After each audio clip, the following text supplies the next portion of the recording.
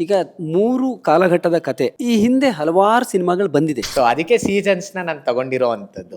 ನಿಮಗೆ ಉದಾಹರಣೆಗೆ ತಗೊಳ್ಳೋದಾದ್ರೆ love mocktail ಅಲ್ಲಿ ಇದೆ ಭಾಗ ಒಂದರಲ್ಲಿ, ರೀಸೆಂಟ್ ಆಗಿ ಪ್ರೇಮಂ ಸಿನಿಮಾಲು ನಿಮಗೆ ಸಿಗುತ್ತೆ. ಅದು ಯೂನಿವರ್ಸಲ್ ಥಿಂಗು. 16 ವರ್ಷ ಎಲ್ಲರ ಜೀವನದಲ್ಲೂ ಆಗುತ್ತೆ, 20 ವರ್ಷ ಎಲ್ಲರ ಜೀವನದಲ್ಲೂ ಆಗುತ್ತೆ. ಮತ್ತೆ ಆ ವರ್ಷದಲ್ಲಿ ಏನೇನಾಯ್ತು ಅನ್ನೋದಿದೆಯಲ್ಲ ಆ ಸಿನಿಮಾಗಳಲ್ಲಿ, ಬೇಸಿಕಲಿ ನಿಮಗೆ ಅಂತ ತಗೊಂಡ್ರೆ ನಿಮಗೂ ಆ ವಯಸ್ಸಲ್ಲಿ ಕ್ರಶ್ ಆಗಿರುತ್ತೆ, ಬಟ್ ಹೇಳ್ಕೊಂಡಿರಲ್ಲ. ಸೊ ಅದು ನೀವು ಹೇಳ್ಕೊಂಡಿದ್ದೀನಿ. ನೀವು ಸೂಪರ್. ಅಂದ್ರೆ ಕಾಸ್ಟಿಂಗ್ ಅಂತ ಬಂದಾಗ ಈ ಪಾತ್ರಕ್ಕೆ ಇಂಥವ್ರನ್ನೇ ಆಯ್ಕೆ ಮಾಡೋದಿದೆಯಲ್ಲ. ಈಗ ಮುಕುಂದ್ ಅವ್ರನ್ನ ನಾನು ಹೀರೋ ಆಗಿ ಪ್ರೆಸೆಂಟ್ ಮಾಡಬೇಕು. ಇವರು ಹೊಸಬ್ರು. ಈಗ ನಮ್ಮ ಜನ ಒಂದು ಸ್ವಲ್ಪ ಪಾಪ್ಯುಲಾರಿಟಿಗೆ ಬೆಲೆ ಕೊಡ್ತಾರೆ. ಈಗ ಬಿಸ್ನೆಸ್ ವೈಸ್ ಆಗಿರ್ಬೋದು, ಈಗ Rajesh Nataranga sir, Mandya Ramesh sir, Sangeetha Anil madam, ಅಂದ್ರೆ ತುಂಬಾ ಅನುಭವಸ್ಥರು ಅವರು. ಇವ್ರನ್ನ ಹೆಂಗೆ ಹ್ಯಾಂಡ್ಲ್ ಮಾಡ್ತೀನಿ ನಾನು, ಇವ್ರಿಗೆ ನಾನು ಕೆಲಸ ಮಾಡೋ ರೀತಿ ಅವ್ರಿಗೆಲ್ಲೂ ಸಂಶಯ ತರಿಸಬಾರ್ದು. ಡೈಲಿ ಮಾಧ್ಯಮ ಫಾಲೋ ಮಾಡಿ, ಮತ್ತೆ ಮತ್ತೆ ವಿಸಿಟ್ ಮಾಡ್ತೀರಿ.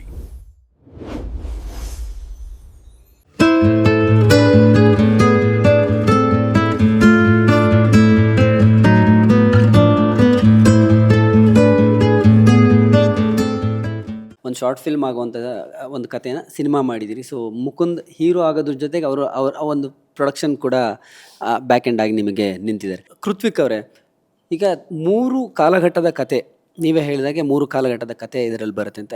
ಈ ಹಿಂದೆ ಹಲವಾರು ಸಿನಿಮಾಗಳು ಬಂದಿದೆ ಈ ಥರ 3 ಕಾಲಘಟ್ಟ. ಒಬ್ಬ ವ್ಯಕ್ತಿಯ ಜೀವನದಲ್ಲಿ ಆದಂಥದ್ದು ಅನೇಕ ಸಿನಿಮಾಗಳು ಬಂದಿದೆ. ಅದೆಲ್ಲವನ್ನು ಹೊರತುಪಡಿಸಿ ನೀವು ಯಾವ ವಿಷಯನ ಹೇಳ್ತಿದ್ದೀರಿ ಅಥವಾ ಯಾವ ರೀತಿಯಲ್ಲಿ ಹೇಳ್ತಿದ್ದೀರಿ ಅನ್ನೋ? ಓವರ್ ಆಲ್ ಫಿಲಮ್ ಇಂಡಸ್ಟ್ರಿ ಅಂತ ತಗೊಂಡ್ರೆ ನಿಮಗೆ ತುಂಬ ವರ್ಷದ ಇತಿಹಾಸ ಅಲ್ವಾ. ತುಂಬ ನಮಗಿಂತ ದೊಡ್ಡ ದೊಡ್ಡ ಜ್ಞಾನಿಗಳಾಗಿರ್ಬೋದು, ಅನುಭವಸ್ಥರಾಗಿರ್ಬೋದು, ಎಲ್ಲ ವಿಚಾರಗಳನ್ನ ಹೇಳ್ಬಿಟ್ಟಿದ್ದಾರೆ. ನಾವು ಹೊಸ್ದಾಗಿ ಹೇಳೋದಕ್ಕೆ ಏನೂ ಇಲ್ಲ. ಬಟ್ ನಾವೇನು ಅಂದರೆ ಅದನ್ನು ಪ್ರಸ್ತುತಪಡಿಸೋ ರೀತಿ, ಅದರಲ್ಲಿ ನಾವೇನಾದರೂ ಒಂದು ಸ್ವಲ್ಪ ಹೊಸ್ತನವನ್ನು ತೋರಿಸ್ಬೋದು. ಸೊ ಅದಕ್ಕೆ ಸೀಸನ್ಸ್ನ ನಾನು ತಗೊಂಡಿರೋ ಅಂಥದ್ದು. ಈಗ ನಿಮಗೆ ಈ ಥರ ಒಂದು 3 ಫೇಸ್ ಇರೋ ಅಂಥದ್ದು, ನಿಮಗೆ ಉದಾಹರಣೆಗೆ ತಗೊಳ್ಳೋದಾದ್ರೆ ಲವ್ ಮಾಕ್ಟೈಲ್ ಇದೆ ಭಾಗ ಒಂದರಲ್ಲಿ, ರೀಸೆಂಟ್ ಆಗಿ ಪ್ರೇಮಂ ಸಿನಿಮಾಲು ನಿಮಗೆ ಸಿಗುತ್ತೆ. ಮತ್ತೆ KTM ಅಂತ ಒಂದು ಸಿನಿಮಾ ಯಾವುದೋ ಬಂದಿತ್ತು, ದೀಕ್ಷಿತ್ ಶೆಟ್ಟಿ ಅವರು. ಹೌದು. ಸೊ ಅದೆಲ್ಲ ಇರೋದ್ರಿಂದ ಸೊ ನನಗನ್ಸಿದ್ದೊಂದೇ, ನನ್ನ ಸಿನಿಮಾ ನೋಡಿದಾಗ ಯಾರಿಗೂ ಆ ಸಿನಿಮಾಗಳು ನೆನಪಾಗಬಾರ್ದು. ಅದು ಯೂನಿವರ್ಸಲ್ ಥಿಂಗು. 16 ವರ್ಷ ಎಲ್ಲರ ಜೀವನದಲ್ಲೂ ಆಗುತ್ತೆ, 20 ವರ್ಷ ಎಲ್ಲರ ಜೀವನದಲ್ಲೂ ಆಗುತ್ತೆ. ಮತ್ತು ಆ ವರ್ಷದಲ್ಲಿ ಏನೇನಾಯ್ತು ಅನ್ನೋದಿದೆಯಲ್ಲ ಆ ಸಿನಿಮಾಗಳಲ್ಲಿ, ಅದಕ್ಕೂ ನಮ್ಮದು ನಿಮ್ಗೆ ಹೋಲಿಕೆ ಹಾಕಿ ನೋಡಿದ್ರೆ ಆ ಸ್ಟ್ಯಾಂಡರ್ಡ್ಗೆ ನಮ್ಮ ಸಿನಿಮಾ ಬಂದು ನಿಲ್ಲುತ್ತೆ. ಬಟ್ ಅದಕ್ಕೆ ಹೋಲಿಕೆ ಮಾಡ್ಕೊಳಕ್ಕಾಗಲ್ಲ ನೀವು. ಅದೇ ಥರ ಇದೆ ಅನ್ನೋವಂಥದ್ದು. ಕಂಪ್ಲೀಟ್ ಡಿಫ್ರೆಂಟ್ ವಿಚಾರ ಬೇರೆ, ವಿಷಯ ಅದನ್ನು ಪ್ರಸ್ತುತಪಡಿಸಿರೋ ರೀತಿ ಬೇರೆ. ಬೇಸಿಕಲಿ ನಿಮಗೆ ಅಂತ ತಗೊಂಡ್ರೆ ನಿಮಗೂ ಆ ವಯಸ್ಸಲ್ಲಿ ಕ್ರಶ್ ಆಗಿರುತ್ತೆ, ಬಟ್ ಹೇಳ್ಕೊಂಡಿರಲ್ಲ. ಸೊ ಅದು ನೀವು ಹೇಳ್ಕೊಂಡಿದ್ದೀನಿ. ನೀವು ಸೂಪರ್. ಅಂದ್ರೆ ಈಗ ನನಗೆ ಫಸ್ಟ್ ಕ್ರಶ್ ಆದಾಗ ನಾನು ಹೇಳ್ಕೊಂಡಿಲ್ಲ. ಆ ಥರದ್ದು ಹಲವಾರು ಕ್ರಶ್ಗಳು ಆಗ್ಬಿಟ್ಟಿದೆ. ಅಂದ್ರೆ ಅದು ಅಂದ್ರೆ ಅದು ನಮ್ಮ ಮನಸ್ಸಲ್ಲೇ ಅಲ್ಲೇ ಹುಟ್ಟುತ್ತೆ, ಅಲ್ಲೇ ಸಾಯುತ್ತೆ. ಅದಾದ್ಮೇಲೆ ಒಂದು ಎವಲ್ಯೂಷನ್ ಆಗುತ್ತೆ, ಒಂದು ಧೈರ್ಯ ಬರುತ್ತೆ, ಹೋಗ್ತೀವಿ, ಇಲ್ಲ ಈ ಸರಿ ಹೇಳೇ ಬಿಡಬೇಕು ಆಗಿದ್ದಾಗಲಿ.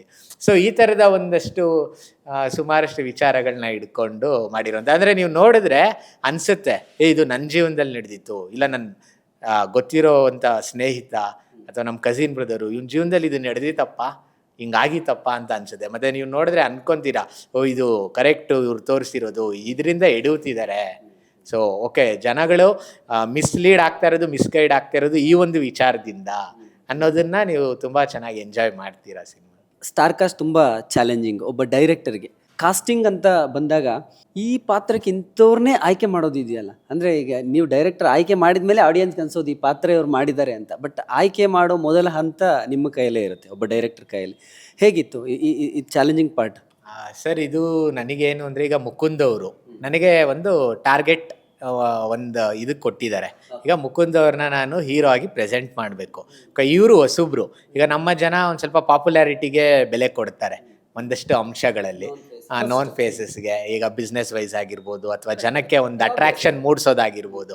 ಸೊ ಹಾಗಾಗಿ ನಾನು ಫಸ್ಟು ನಾನು ಅಂದ್ಕೊಂಡಿದ್ದು, ಓಕೆ ಗುರ್ತಿರೋವಂಥ ಮುಖಗಳನ್ನೇ ತೊಗೊಂಬರೋಣ ಇವ್ರ ಜೊತೆಗೆ.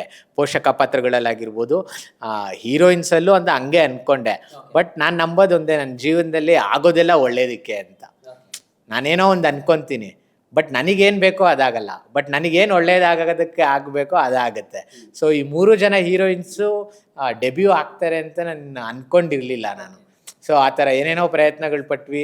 ಕೊನೆಗೆ ಅವ್ರು ಬಂದಿದ್ದ ರೀತಿ ಎಲ್ಲನೂ ಡೆಸ್ಟಿನಿನೇ.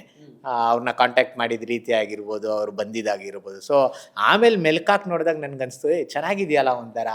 ರೈಟ್ ಚಾಯ್ಸ್ ಅಂತ ಎಸ್, 3 ಜನ ಹೀರೋಯಿನ್ಸು ಹೊಸಬ್ರು, ಹೀರೋನು ಡೆಬ್ಯೂ, ನಾನು ಡೆಬ್ಯೂ, ಪ್ರೊಡ್ಯೂಸರು ಡೆಬ್ಯೂ, ಬಿಟ್ಟು ಒಂದಷ್ಟು ಜನ ಟೆಕ್ನಿಷಿಯನ್ನು ಮತ್ತು ಪೋಷಕ ಪಾತ್ರಗಳಿಗೆ ಸಪೋರ್ಟಿಂಗ್ ಆ್ಯಕ್ಟರ್ಸ್ಗೆ ಒಂದಷ್ಟು well known technicians and artists ಇದ್ದಾರೆ.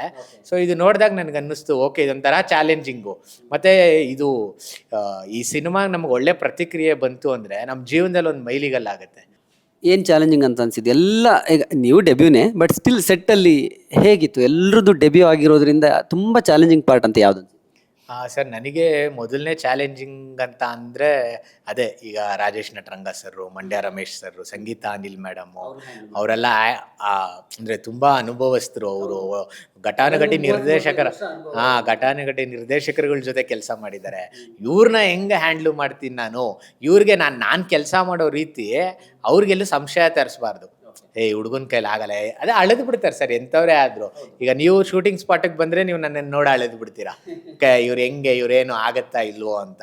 ಸೊ ಅದಾಗಿ ಅದೊಂದು ಸ್ವಲ್ಪ ಚಾಲೆಂಜಿಂಗ್ ಆಗಿತ್ತು. ಜೊತೆಗೆ ಪ್ರತಿ ದಿವಸ ನಮಗೊಂದು ಬಜೆಟ್ ಅಂತ ಇರುತ್ತಲ್ಲ ಸರ್, ಏನೇ ಒಂದು ವಿಚಾರ ಆದರೂ ಒಂದು ಬಜೆಟ್ ಅಂತ ಇರುತ್ತೆ. ಆ ಬಜೆಟಲ್ಲಿ ಅಚೀವ್ ಮಾಡೋದಿದೆಯಲ್ಲ, ಸೊ ಪ್ರತಿ ದಿವಸ ಇಷ್ಟು ದೃಶ್ಯಗಳನ್ನ ಸೆರೆ ಹಿಡಿಬೇಕು, ಅದು ಕ್ವಾಲಿಟಿ ಆಗಿರಬೇಕು, ಜನಕ್ಕೆ ಫೀಲ್ ಆಗಬೇಕು ಅನ್ನೋದು, ಇದೆಲ್ಲ ಒಂದು ತುಂಬ ಚಾಲೆಂಜಿಂಗ್ ಆಗೇ ಇತ್ತು ಸರ್. ತುಂಬ ಚಾಲೆಂಜಸ್ ಅಂದರೆ ನನಗೂ ಒಂದು ಸ್ವಲ್ಪ ಇಷ್ಟ.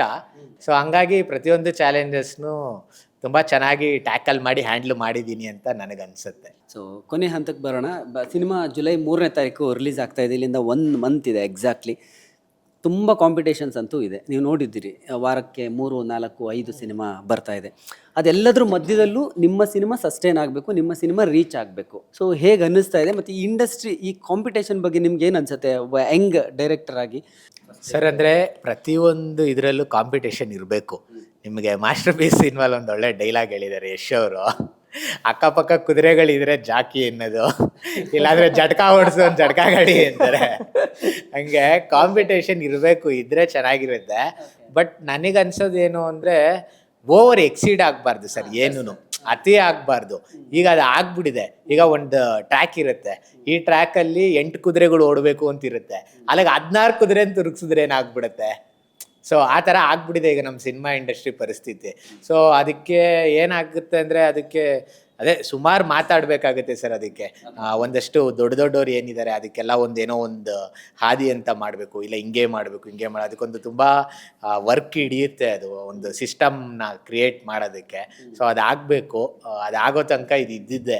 ಏನಕ್ಕಂದರೆ ನಾವು ಇವಾಗ ಅವ್ರಿಗೆ ಯಾರಿಗೂ ಬಿಡುಗಡೆ ಮಾಡಬೇಡಿ ಅಂತ ಹೇಳೋಕ್ಕಾಗಲ್ಲ. ಎಲ್ರಿಗೂ ಅವ್ರವ್ರದ್ದೇ ಆ ಥರ ಇರುತ್ತೆ, ಪ್ರೆಷರ್ ಇರುತ್ತೆ. ಸೊ ಬಿಡುಗಡೆ ಮಾಡೇ ಬಟ್ ನಾವು ಮಾಡಬೇಕಾಗಿರೋದು ಒಂದೇ ಕೆಲಸ ಏನು ಅಂದರೆ, ಎಷ್ಟೇ ಕಾಂಪಿಟೇಷನ್ ಇದ್ರೂ ಅದ್ರ ಮಧ್ಯದಲ್ಲಿ ನಮ್ಮ ಕೆಲಸನ ಗುರುತಿಸೋವಂಥ ಕೆಲಸನ ನಾವು ಮಾಡಬೇಕು. ಆ ಒಂದು ಪ್ರತಿಭೆನ ತೋರಿಸ್ಬೇಕಾಗತ್ತೆ. ಆವಾಗ ಖಂಡಿತ ಜನ ಈಸಿಯಾಗಿ ಗುರುತು ಹಿಡಿದು ಬಿಡ್ತಾರೆ ಸರ್ ಅವರು. ಸೊ ಈಗ ಜುಲೈ 3ನೇ ತಾರೀಕಿಗೆ ಆ್ಯಸ್ ಆಫ್ ನಾವು ಇನ್ನೂ ಯಾವುದೂ ಅನೌನ್ಸ್ ಮಾಡಿಲ್ಲ. ನಮ್ಮದೊಂದೇ ಸಿನಿಮಾ ಇಲ್ಲಿ ತನಕ, ಮುಂದಕ್ಕೆ ಮಾಡ್ಬೋದೇನೋ, ಬಟ್ ಒಂದು ಪಾಸಿಟಿವ್ ವೇ ಅಲ್ಲೇ ನಾನು ಅದನ್ನು ಅಕ್ಸೆಪ್ಟ್ ಮಾಡ್ತೀನಿ. ಥ್ಯಾಂಕ್ ಯು ಕೃತ್ವಿಕ್ ಅವರೇ. ಈಗ ಸದ್ಯಕ್ಕೆ ಟೀಸರ್ ಬಿಟ್ಟಿದ್ದೀರಿ, ಒಂದು 3 ಸಾಂಗ್ಸ್ ಬಿಟ್ಟಿದ್ದೀರಿ. ಸೊ ಹೋಗ್ತಾ ಟ್ರೈಲರ್ ಕೂಡ ಬಿಡ್ತೀರಿ ಅಫ್ಕೋರ್ಸ್ ಸಿನಿಮಾ ಹತ್ತಿರ ಬಂದಾಗ. ನಿಮ್ಮ ಮೂಲಕವೇ ಆಡಿಯನ್ಸ್ನ ವೆಲ್ಕಮ್ ಮಾಡೋದಾದರೆ, ಯಾಕೆ ಈ ಸಿನಿಮಾ ನೋಡಿಲ್ಲ ಅಂದರೆ ಏನು ಮಿಸ್ ಮಾಡ್ಕೊಳ್ತಾರೆ ಅಂತ ನೀವೇ ಹೇಳಿಬಿಡಿ ಆಡಿಯನ್ಸ್ಗೆ. ಎಲ್ರಿಗೂ ನಮಸ್ಕಾರ. ಲವ್ ಸೀಸನ್ ಸಿನಿಮಾ ಅಮರ ಮಧುರ ಪ್ರೇಮ ಟ್ಯಾಗ್ಲೈನು, ಅದರಲ್ಲೇ ಹೇಳ್ಬಿಟ್ಟಿದ್ದೀನಿ ನಿಮಗೆ. ಪ್ರೀತಿ ಅಮರವಾಗಿರಬೇಕು ಅಂದರೆ ಏನು ಮಧುರವಾಗಿರಬೇಕು ಅನ್ನೋದು ನಿಮಗೆ ಸಿನಿಮಾ ನೋಡಿದಾಗ ಗೊತ್ತಾಗುತ್ತೆ. ಸರ್ ಹೇಳಿದ್ರು, ಈ ಸಿನಿಮಾ ನೋಡಲಿಲ್ಲ ಅಂದರೆ ಏನು ಮಿಸ್ ಮಾಡ್ಕೋತೀರಾ ಅಂತ. ಖಂಡಿತವಾಗ್ಲೂ ಮಿಸ್ ಮಾಡ್ಕೋತೀರಾ. ಏನಕ್ಕಂದರೆ ತುಂಬ ಬೇಕಾಗಿರೋವಂಥ ಒಂದು ವಿಚಾರಗಳನ್ನ ಇದರಲ್ಲಿ ಹೇಳೋಕೊಟ್ಟಿದ್ದೀನಿ. ನಂಬಿಕೆ ಆಗಿರ್ಬೋದು, ವಿಶ್ವಾಸ ಆಗಿರ್ಬೋದು, ಈ ಥರ ವಿಷಯಗಳನ್ನೆಲ್ಲ ಹೇಳಿದ್ದೀನಿ. ಮಾನವೀಯ ಮೌಲ್ಯಗಳಿದೆ. ಮತ್ತು ಲಾಸ್ಟಲ್ಲಿ ಒಂದು ಸರ್ಪ್ರೈಸ್ ಇದೆ, ಅದು ನಮ್ಮ ಸಿನಿಮಾಲಿ. ಅಂದರೆ ಒಂದು ಬಿಗ್ಗೆಸ್ಟ್ ಸೂಪರ್ ಸ್ಟಾರ್ ನಮ್ಮ ಸಿನಿಮಾಲಿ ಕೊನೆಯಲ್ಲಿ ಬರ್ತಾರೆ. ಬಂದು ಅವರೊಂದು ಸಂದೇಶನ ನಿಮಗೆ ತಿಳಿಸ್ತಾರೆ. ಆ ಸಂದೇಶ ಆಲ್ರೆಡಿ ಒಂದಷ್ಟು ಜನ ನೋಡಿದ್ದೀರಾ, ಬಟ್ ಇವಾಗಿನ ಯಂಗ್ ಜನ್ರೇಷನ್ಗೆ ಅದು ತುಂಬ ಬೇಕಾಗಿರೋ ಅಂಥ ಮೆಸೇಜ್. ಅದೊಂಥರ ಗೋಲ್ಡನ್ ಸ್ಪೀಚ್ ಅಂತ ಹೇಳ್ಬೋದು. ಸೊ ಅದನ್ನು ಮಿಸ್ ಮಾಡ್ಕೋಬೇಡಿ, ದಯವಿಟ್ಟು ಬಂದು ನೋಡಿ. ಖಂಡಿತ ನಿಮ್ಮೆಲ್ರಿಗೂ ಇಷ್ಟ ಆಗುತ್ತೆ. ನೀವು ಕೊಡೋ ಸಮಯ ಮತ್ತು ಹಣ ವ್ಯರ್ಥ ಆಗೋದಿಲ್ಲ. ಮುಕುಂದ್, ನೀವು ಹೇಳಿಬಿಡಿ ನಿಮ್ಮ ಡೆಬ್ಯೂ ಸಿನಿಮಾ. ಎಲ್ರಿಗೂ ನಮಸ್ತೆ. ಎಲ್ಲ ಹೊಸಬರು ಸೇರ್ಕೊಂಡು ಮಾಡಿದ್ದೀವಿ. ಅದು ಪಕ್ಕಕ್ಕಿಟ್ರೆ ಒಂದು ಒಳ್ಳೆ ಕಂಟೆಂಟ್ ಜೊತೆ ತುಂಬ ಎಲಿಮೆಂಟ್ಸ್ನ ಯೂಸ್ ಮಾಡಿ ಒಂದು ಹೈ ಮಾರಲ್ ವ್ಯಾಲ್ಯೂಸ್ನ ಇಟ್ಕೊಂಡು ಲವ್ ಸ್ಟೋರಿ ಜೊತೆ ಬ್ಲೆಂಡ್ ಮಾಡಿರೋಂಥ ಸಿನಿಮಾ. ಫೀಲ್ ಗುಡ್ ಮ್ಯೂಸಿಕ್ ಇದೆ, ಮತ್ತು ಫೀಲ್ ಗುಡ್ ಕತೆನ ಹೇಳಕ್ಕೆ ಹೊಡ್ತಿದ್ದೀವಿ. ನೋಡಿ ಸಪೋರ್ಟ್ ಮಾಡಿ, ನಮಗೆಲ್ಲ ನಿಮ್ಮ ಬ್ಲೆಸ್ಸಿಂಗ್ಸ್ ಕೊಡಬೇಕು. ಸೊ ಸ್ನೇಹಿತರೆ, ಇದಾಗಿತ್ತು ಲವ್ ಸೀಸನ್ ಸಿನಿಮಾದ ಸುದೀರ್ಘವಾದಂತಹ ಮಾತುಕತೆ. ನಾನು ಆರಂಭದಲ್ಲೇ ಹೇಳಿದೆ, ಹೊಸ ಪ್ರತಿಭೆಗಳಿಗೆ ತಮ್ಮನ್ನು ತಾವು ಪ್ರೂವ್ ಮಾಡ್ಕೊಳ್ಳೋದಕ್ಕೆ ಒಂದು ಒಳ್ಳೆ ಸೀಸನ್. ಸೊ ಲವ್ ಸೀಸನ್ಸ್ ಕೂಡ ಎಲ್ಲ ಡೆಬ್ಯೂಟೆಂಟ್ಗಳು ಸೇರಿ ಮಾಡಿರುವಂತಹ ಸಿನಿಮಾ. ಮೊದಲ ಸಿನಿಮಾದಲ್ಲೇ ಏನೋ ಒಂದು ಹೊಸದನ್ನು ಹೇಳ್ತಿದ್ದಾರೆ ಮತ್ತು ಒಂದು ವಿಭಿನ್ನವಾದಂತಹ ಸಿನಿಮಾವನ್ನು ಕೊಡ್ತಿದ್ದಾರೆ ಅಂತ ನನಗೆ ಅನ್ನಿಸ್ತು ಮಾತಾಡ್ತಾ ಇರುವಾಗ. ಖಂಡಿತವಾಗ್ಲೂ ನೀವೆಲ್ಲರೂ ಕೂಡ ಈ ಸಿನಿಮಾನ ನೋಡ್ತೀರಿ ಅಂತ ನಾನು ಭಾವಿಸ್ತೀನಿ. ಹಾಗೆಯೇ ಎಲ್ಲ ಕನ್ನಡ ಸಿನಿಮಾಗಳನ್ನು ಕೂಡ ಚಿತ್ರಮಂದಿರದಲ್ಲೇ ಹೋಗಿ ನೋಡಿ ಅಂತ ನಾನು ಯಾವಾಗಲೂ ಕೂಡ ಮನವಿ ಮಾಡ್ಕೊಳ್ತೀನಿ. ಇದಾಗಿತ್ತು ಇವತ್ತಿನ ವಿಶೇಷ. Thank you so much. ಎಲ್ರಿಗೂ ಕೂಡ ನಮಸ್ಕಾರಗಳು.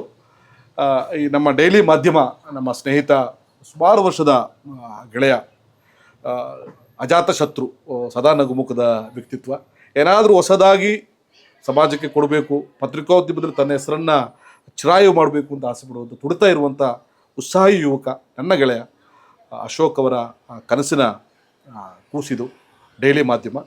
ನನ್ನ ಮನಸಾರೆ, ನನ್ನ ಸಂಪೂರ್ಣ ಹೃದಯದಿಂದ ನಾನು ಶುಭವನ್ನು ಕೋರ್ತಾ ಇದ್ದೀನಿ. ಈ ಮಾಧ್ಯಮವನ್ನು ನೀವೆಲ್ಲರೂ ಕೂಡ ಪ್ರೀತಿಯಿಂದ ಸಬ್ಸ್ಕ್ರೈಬ್ ಮಾಡಿ ಬೆಳೆಸಿ. ನನಗೆ ಖಂಡಿತ ನಂಬಿಕೆ ಇದೆ, ನಿಮಗೆ ನಿರಾಶೆ ಮಾಡದ ರೀತಿಯಲ್ಲಿ ಒಳ್ಳೊಳ್ಳೆ ಕಂಟೆಂಟ್ ಓರಿಯೆಂಟೆಡ್ ವಿಷಯಗಳನ್ನು ನಮ್ಮ ಅಶೋಕ್ ಅವರ ನೇತೃತ್ವದಲ್ಲಿ ಈ ತಂಡ ಕೊಡ್ತೇನೆ ನಂಬಿಕೆ ಇದೆ. ನಾನು ಅವ್ರ ಜೊತೆ ಕೈ ಜೋಡಿಸ್ತೀನಿ, ನೀವುಗಳು ಕೂಡ ಅವ್ರ ಜೊತೆ ಕೈ ಜೋಡಿಸಿ ಒಟ್ಟಿಗೆ ನಮ್ಮ ಡೈಲಿ ಮಾಧ್ಯಮವನ್ನು ನಾವು ಬೆಳೆಸೋಣ. ಧನ್ಯವಾದ.